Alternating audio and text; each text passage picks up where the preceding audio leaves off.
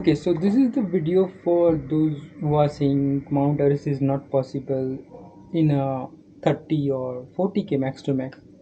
So, if you go by tour package in the Nepal or from India, there are Indie hikes. So it will cost around 70k or more than 70k because it's from Kathmandu to Kathmandu itself.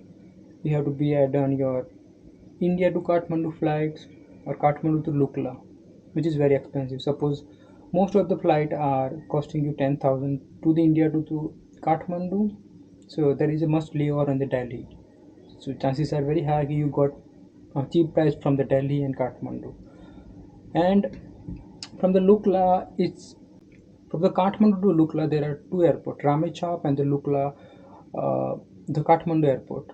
So it depends on which airlines you are go. There are Sita Airs is famous, and there are two three airs also famous. So it's cost you around 10,000 per one go Lukla to Kathmandu or Kathmandu to Lukla. It's just about 20 minutes ride, but that is one of the dangerous airport in the world. So that is experience one time worth it. So, like, if you see your 10,000, or if you see the round trip, 40,000 is gone in the flight. So if you want to save this money, so what you can do is like, first you can reach the Gorakhpur from anywhere in the India, Gorakhpur station, and from Gorakhpur station you reach to the Raxol, which is the border of the Nepal. There is a train will drop you at the Raxol. Now you cross the border, and from that is Bandipur. Bandipur you take a bus to the Kathmandu. So it will around 6 to 7 hour journey. The bus will drop you at the Kathmandu. So in Kathmandu you got your first destination, and then from Kathmandu next day there is a Chab Hill. Chab Hill is the area, and from there you get a bus or jeep. It will drop you on the Salleri. So our next destination is the Lukla. As I said, Kathmandu to Lukla. So for that we are going by the jeep.